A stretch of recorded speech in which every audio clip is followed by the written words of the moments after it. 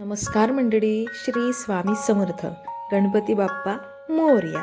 तुम्ही सुद्धा संकष्ट चतुर्थी करत असाल तर तुमच्यासाठी हा व्हिडिओ खूप खास आहे. व्हिडिओ शेवटपर्यंत नक्की बघा, स्किप न करता. खूप महत्त्वपूर्ण अशी माहिती आम्ही तुमच्यासाठी घेऊन आलेलो आहोत.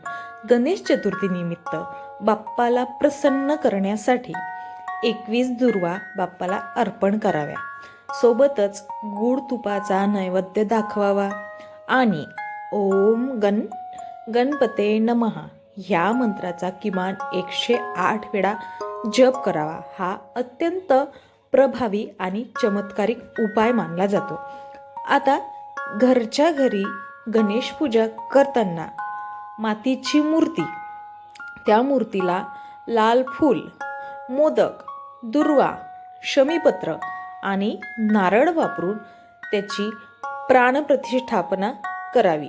तसेच संकष्ट चतुर्थीला विशेष पूजा केल्याने रडखडलेली तुमची जी काही कामे आहेत ती पूर्ण होतात.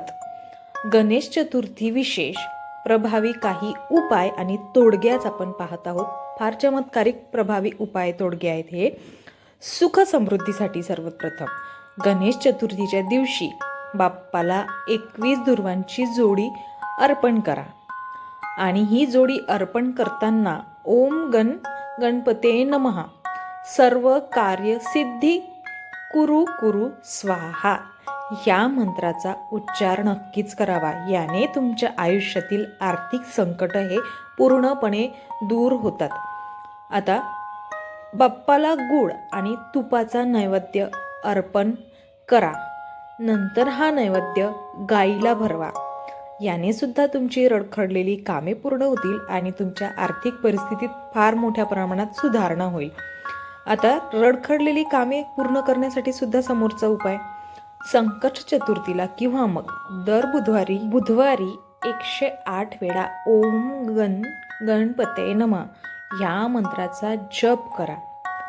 वास्तुदोष, घरात मातीची गणपतीची मूर्ती स्थापित करावी आणि 2 पेक्षा जास्त मूर्ती ठेवू नयेत याची दक्षता घ्यावी. संपूर्ण गणेश पूजा विधी हे सुद्धा घरच्या घरी. आता काही त्या पूजेआधीची पूर्वतयारी आपण करत असतो, तर ती पूर्वतयारी पाहूया. घर स्वच्छ करून चौरंगावर लाल किंवा मग पिवळे जे तुमच्याकडे असेल ते कापड घ्यायचे, पण कापड कोरा असावा. कापड पसरून मूर्तीची स्थापना करावी.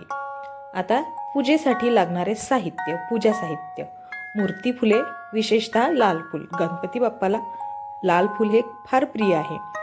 दुर्वा, अष्टगंध, चंदन, हळद, कुंकू, अक्षता, मोदक, नारळ, विड्याची पाने, धूप, अगरबत्ती आणि सोबतच कलश.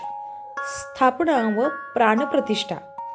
पूजेची सुरुवात गणपतीला दुर्वांकुराने पाणी शिंपडून करावे. त्यानंतर 2 दुर्वा घेऊन गणपतीच्या मूर्तीला स्पर्श करून मूर्तीची प्राणप्रतिष्ठा करावी. आता पूजन. गणपती बाप्पाला हळद, कुंकू, चंदन आणि अक्षदा वाहाव्यात. फुलांचा हार असेल तर तो सुद्धा अर्पण करावा. लाल फूल अर्पण करावं. आता नैवेद्यामध्ये नैवेद्य व आरती.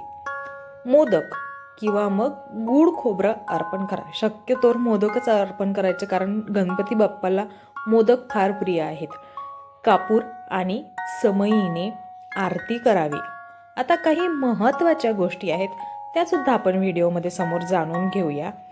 पूजा पूर्व दिशेला तोंड करूनच करावी याची सुद्धा काळजी घ्यायची. गणपतीला केळीचे पान अर्पण करणे फार शुभ मानले जाते. केळीच्या पानाचा खूप मान असतो. गणेश चतुर्थीच्या दिवशी चंद्रदर्शन वर्ज्य मानले जाते. आता गणेश चतुर्थीची म्हणजे गणपती बाप्पाच्या पूजेची पद्धत प्रारंभ. सर्वप्रथम कलश, शंख, घंटा आणि दिव्याची पूजा करा. या सर्वांची सर्वात प्रथम पूजा करायची. गणपतीच्या डोळ्यांना दुर्वांनी तुपाचा स्पर्श करा आणि मूर्तीच्या हृदयाला अंगठ्याने स्पर्श करून प्राणप्रतिष्ठा मंत्र हा नक्कीच म्हणावा. आता समोर अभिषेक. तर अभिषेक कसा करायचा?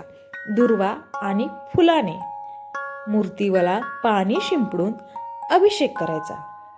गणपती बाप्पाला 21 दुर्वा अर्पण करा. दुर्वा सुद्धा गणपती बाप्पाला फार प्रिय आहेत. असे केल्याने गणपती बाप्पा प्रसन्न होतातच. फक्त मनाभावापासून श्रद्धेने करा. आता अर्पण काय करायचं? तर गंध व अक्षदा. कपाळाला गंध लावा गणपती बाप्पाच्या, नंतर अक्षदा अर्पण करा. आता फुले ही ताजीच असावी. कोमेजलेली फुलं शक्यतोवर पूजेत घ्यायचीच नाही. ताजी फुले जसं लाल जास्वंद, झेंडू किंवा मग लाल छोटं फूल येते ते सुद्धा हे अर्पण करा. गणपतीला तुळस अर्पण करू नये.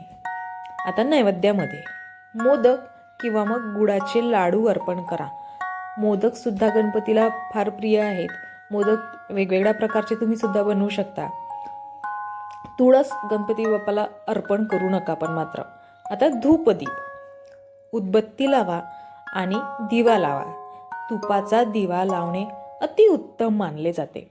त्यामुळे गाईच्या तुपाचा दिवा हा नक्कीच लावायचा. आता मंत्र जप. गणपतीचे मंत्र म्हणा. जसे की उदाहरणासाठी ओम गणपते नमः किंवा मग श्री गणेशाय नमः. साधा सरळ सोपा मंत्र आहे हा, श्री गणेशाय नमः. नंतर येते आरती. सर्वप्रथम गणपतीची आरती करा. शक्य असल्यास सुख करता दुःख हरता ही आरती म्हणा. अगदी साधी सोपी सरळ अशी ही आरती आहे. छोटी आहे, जास्त वेळ तुम्हाला लागणार नाही. प्रदक्षिणा. गणपतीला एकच प्रदक्षिणा घालायची. नंतर आहे नमस्कार.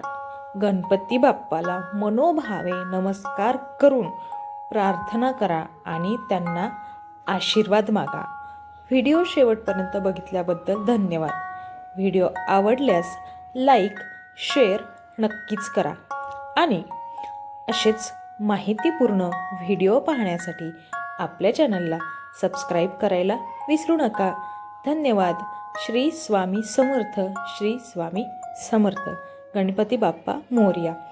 कमेंटमध्ये गणपती बाप्पा मोरया किंवा मग छोटंसं श्री स्वामी समर्थ हे नक्की लिहून आम्हाला व्हिडिओ कसा वाटला ते सुद्धा नक्की कळवा. धन्यवाद.